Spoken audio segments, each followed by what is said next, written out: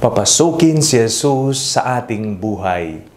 Ako po si Father Fiel Pareha at ito po ang ating segment, ang Daily Devotion, na kung saan tayo po ay magdarasal, magbabasa at magninilay kasama ng salita ng Diyos sa buong taon. Manalangin tayo. Sa ngalan ng Ama, ng Anak at ng Espiritu Santo. Amen. Halina, banal na Espiritu, liwanagan mo ang aming puso at isip, nang maunawaan at maisabuhay namin ng iyong salita. Amen. Our Bible passage for today is from the Gospel of St. Luke chapter 19, verses 28 to 40, and I read it for you. After he had said this, he went on ahead, going up to Jerusalem. When he had come near Bethphage and Bethany, at the place called the Mount of Olives, he sent two of his disciples, saying, "Go into the village ahead of you, and as you enter it, you will find tied there a colt that has never been ridden. Untie it and bring it here. If anyone asks you, 'Why are you untying it?' just say this, 'The Lord needs it.'" So those who were sent departed and found it as he had told them. As they were untying the colt, its owners asked them, "Why are you untying the colt?" They said, "The Lord needs it." Then they brought it to Jesus, and after throwing their cloaks on the colt, they set Jesus on it. As he rode along, people kept spreading their cloaks on the road. As he was now approaching the path down from the Mount of Olives, the whole multitude of the disciples began to praise God joyfully with a loud voice for all the deeds of power that they had seen, saying, "Blessed is the King who comes in the name of the Lord, peace in heaven, and glory in the highest heaven." Some of the Pharisees in the crowd said to him, "Teacher, order your disciples to stop." He answered, "I tell you, if these were silent, the stones would shout out." Ngayong araw pong ito, atin pong sinisimulan ang mga mahal na araw.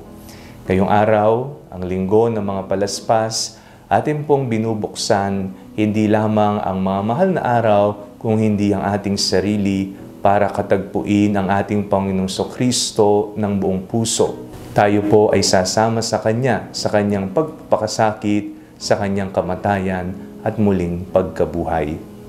Sa atin pong binasang Ebanghelyo, napakinggan po natin kung papaanong sinalubong ng mga tao, tuwang-tuwa at nagpupuri ang ating Panginoong Kristo habang siya ay nakasakay sa asno. Pinupuri ang Panginoon, tinatanggap nila si Jesus habang siya ay papasok sa Jerusalem. Alam po natin ang sasapitin ni Jesus sa Jerusalem. Doon po, ipapamalas ni Jesus ang dakilang pagmamahal ng Panginoon sa pamamagitan ng pag-aalay niya ng kanyang sarili. Tinanggap ng mga tao at punong-puno po sila ng pag-asa na siya ang magliligtas sa bayan ng Israel. Ngunit kaiba ang kanilang hinahanap na Mesiya. Kaiba sapagkat may aspetong politikal ang kanilang hinihintay na Mesiyas na magbibigay ng kapayapaan at kaginhawaan at magliligtas sa kanila sa kanilang bayan. Ngunit si Jesus ay dumating para sa lahat. Doon ipinamalas niya na ang tunay na diwa ng pagka-Mesiya ay sa pamamagitan ng pag-aalay ng kanyang sarili at paglilingkod sa kanyang kapwa. Salubungin natin si Jesus. Papasukin natin siya sa ating mga puso, sa ating buhay, at sa pagpasok niya sa ating buhay, nawa manahan siya ng mapayapa. Tayong lahat ay inaanyayahan na buksan ang ating buhay. Sa ating pagtanggap, wala sanang pagdududa. Sa ating pagtanggap sa Kanya, buong-buo sanang ibibigay ang sarili at walang ititira. Kung papaanong natutuwa tayong nariyan ng Diyos na tinatanggap natin, katulad ng mga tao na tumanggap sa Kanya, sana dumating ang panahon kung tayo po ay nasusubok at nagkakaroon ng mga problema sa buhay, huwag sana nating isumpa ang Panginoon na tila ba walang ginawa at naitulong ang Diyos sa buhay natin. Kung papaanong sumigaw ng Hosana sa kaitaasan, Hosana sa anak ni David, pinupuri ng Diyos, tuwang-tuwa ang mga tao, sana huwag tayong tumulad sa kanila na sisigaw na ipako siya sa krus. Lagi nating tatandaan, si Jesus ay naparito upang ipamalas ang dakilang pagmamahal ng Diyos at awa sa atin. Hindi siya naparito bilang ating kalaban, siya ay ating kakampi.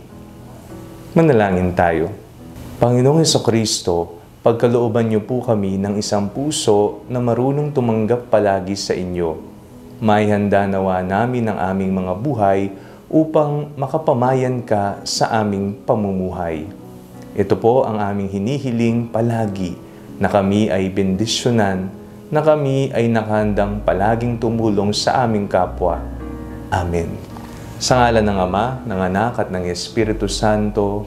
Amen. Huwag po ninyong kalimutang i-like ang video ito, mag-comment po kayo and share it with your family and friends. Ang Panalangin Bago Matulog ay may sariling Facebook page na po. Huwag niyo pong kakalimutang mag-like at mag-follow dito, and do not forget to subscribe to our YouTube channel. I-click niyo lamang po ang link na nasa description ng video ito, o kaya naman po just search Father Fiel Pareha. At kung gusto niyo naman pong maging updated sa ating pagpapahayag, you can join our broadcast channel dito po sa ating Facebook page. God bless you po.